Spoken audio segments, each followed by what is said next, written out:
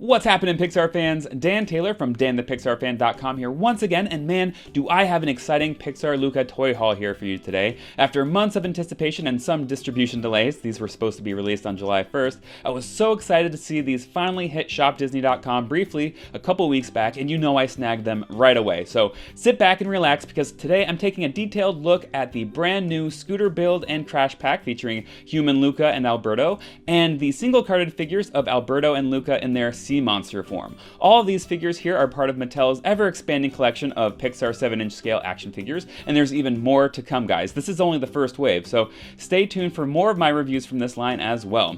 As of right now, there's at least 2 more story packs coming, one slated for August, which is Luca and Alberto's Adventure Pack, exclusive to Target, and then the Stargazers pack, featuring the first release of Julia, is scheduled to be released on Amazon in September. So of course, like always, I have to take an all-around look at the packaging. Here on the back of the Crash Pack, there's some great art and a fun layout featuring the figures placed directly in the film's memorable scooter building scene. The Mattel team always does an extraordinary job on their packaging design, so I can't help but really highlight it here.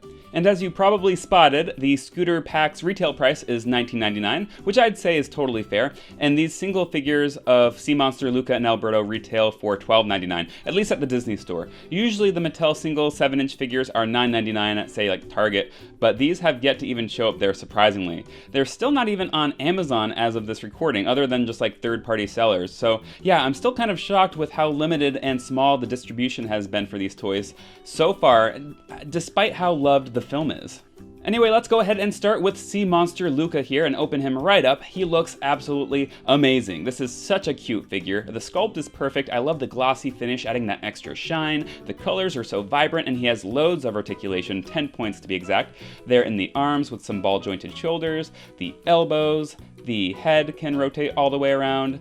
We have it there at the waist. His torso can rotate 360 degrees, the legs and the knees. No articulation in the ankles or wrists, which would have been nice, but it's totally all good. Moving to the back here, he has some movement in the tail. And now for one of the coolest aspects of this figure, which is his color changing feature. Both Luca and Alberto have this feature, and it works swimmingly. There are 2 color changing areas, his hair, for lack of a better word, and his tail fin. Just place in hot water and watch it change from blue to purple. Check that out. How cool, right? It's like instant. Unlike the McDonald's color changers, if you've seen my video on those, this is like an instant change. Here we go again. Wow. This footage here isn't even sped up whatsoever. Now for his tail fin here, in cold water, it turns blue, so from purple to blue, and then in hot water, blue to purple.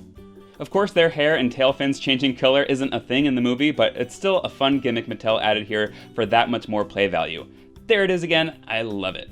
Then we have Alberto in his sea monster form, and he looks as awesome, detailed, shiny, vibrant, and articulated as Luca is. He has the exact same points of articulation, and something I haven't made a note of yet, but I'm sure you saw it on the packaging, is that the limbs on both the sea monster figures and human figures are removable, so that you can swap and mix and match the sea monster and human parts to play out their different transformations seen in the film. That is such a neat feature, which I'll show in action near the end of the video.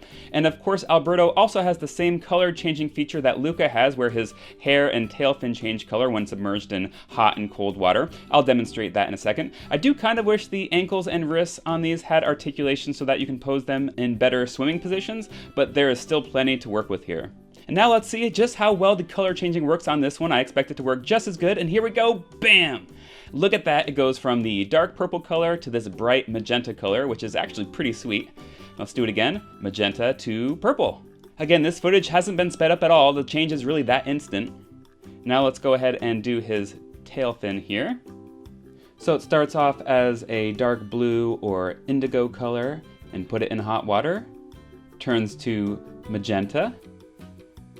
In cold water, turns back to its original color. Again, I'm so excited that Mattel decided to utilize a color changing feature, which is something that I hoped for from the very beginning. Okay, let's get into the next set here, which is the Scooter Build and Crash Pack. I'm thrilled to finally have this since it's been a long time coming. I believe this was the very first Mattel LUCA toy I ever saw the images of back in April, and it got me so excited for the line, which so far hasn't disappointed in the slightest. First, let's take a close-up look at both of the figures here, starting with Luca. Again, I can't praise these enough. I truly, honestly don't have any complaints. This is an adorable figure with a perfect film-accurate likeness and all that nice posability that all these figures have included so far. and I'll echo my thoughts for Alberto here. I really couldn't have asked for a better Alberto figure. Mattel nailed it like they always do, from his sculpt and character-accurate facial expression that captures his personality to his consistently good paint and 10 points of articulation. I really can't think of anything I would have done differently. By the way, this crash pack is the only way to get human Luca and Alberto, since they were not released individually on single cards, and I'm not sure they ever will. Next up is the scooter accessory itself, or at least one of the versions you can build. This is the version that's displayed in the package. I literally just took it out, which is actually the second Vespa prototype Alberto and Luca build in the film, seen here in these screenshots. You'll notice some really nice details on the sculpt itself, like we have some barnacles there on the bucket. And I'm just going to take a little 360-degree look here. Looks like they tucked away the instructions up and inside the bucket, which is kind of a funny place for them. So just like with the figures, this is also a customizable mix and match type of toy that includes additional parts to create another one of Luca and Alberto's homemade scooters seen in the film. The three removable pieces are the seat, the handlebars, and the front wheel. The back wheel cannot be removed, but everything can be popped off and on really easily. So then we're left with the main base here, and now we'll quickly add the other pieces to build what's actually the first homemade scooter that Luca and Alberto complete and test out in the film, as you can see in these screenshots here. Love the clock on the front, the handlebars can rotate, and of course the wheels spin really well. And here it is all complete. Got that nice little blue paint on the crate, as well as the buoy there, which are also straight out of the film. Gotta love Mattel's attention to detail. This is really fun stuff, and here's Alberto riding the scooter, which looks fantastic. Again, perfect for play or display, and he fits on pretty secure. One hand is in more of a resting than a gripping position, but he can still stay on fine. And as you can see on the instructions, there are other combinations you can do as well, but the ones I just showed are the only two that are movie accurate. And then here's the scooter in action. It's a push along and not a pullback toy, but it glides along really smoothly. It can kind of easily tip over, so just make sure to position the figure so that it's not leaning heavily one way or the other. And Luca can ride it as well, of course. And now that I'm thinking of it, I should have put both of them on together just like in the movie. I bet displaying them like that would look really sweet. I gotta try it. And now we're going to do some crazy transformations here and utilize the swappable parts feature with the human and sea monster figures. Just the yellow parts can be swapped, so the legs or the tail can't be removed. Don't even try or you might break them. So just at the waist, the arms, and the head can be removed. So this is my favorite combination, just the half and half here. It reminds me of the Luca movie poster, and you can do the other half and half as well, but the other one makes more sense. And then I'm just going to go ahead and do some rapid speed here of all sorts of different combinations, make them look super silly. Some of these just don't make quite a lot of sense, but you can have fun mixing and matching to your heart's content.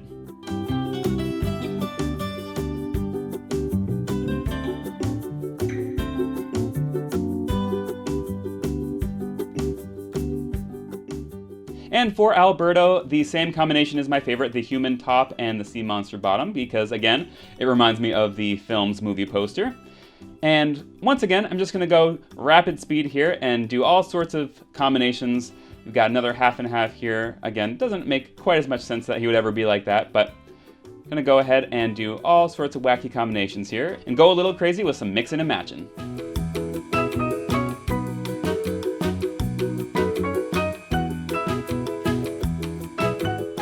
I also thought it would be fun to put them in water like this, kind of to reenact the movie poster, half and half here. So that's just another fun idea of how you can have fun with these toys. Well, I think that just about wraps things up, everyone. If you can't tell from my enthusiasm, I'm just so happy with these figures, and I hope that whether you're a kid collecting these or an older collector, that you'll enjoy them just as much as me. My son Aiden, who loves Luca, is having so much fun with them as well, and we love the figures, we love their features, we love the accessories. I do have to note that the human figures, particularly Alberto, are a little harder to stand up on their own, so it would have been nice to have like some display bases for them, but with some finagling, you can get them to balance. The sea monster figures, however, do stand well on their own, only really due to the fact that their tails help prop them up. Overall, Mattel really did a tremendous job here, and I can't wait for the next sets. Anyway, guys, I hope you enjoyed this epic review and that I touched on everything you wanted me to cover. Let me know any other questions you might have down in the comments below, and what other Luca characters you would love to see made in this line. I actually think a story pack featuring Ercole, his red Vespa, and Ciccio and Guido would look super cool, and or a Massimo single pack release with a Machiavelli accessory. If you enjoyed this breakdown, please consider subscribing for more Pixar merch reviews just like this from my personal collection every Monday, Wednesday, and Friday. Stay tuned to my full written blog post review at danthepixarfan.com. Find me all over social media, and I will see you in my next video.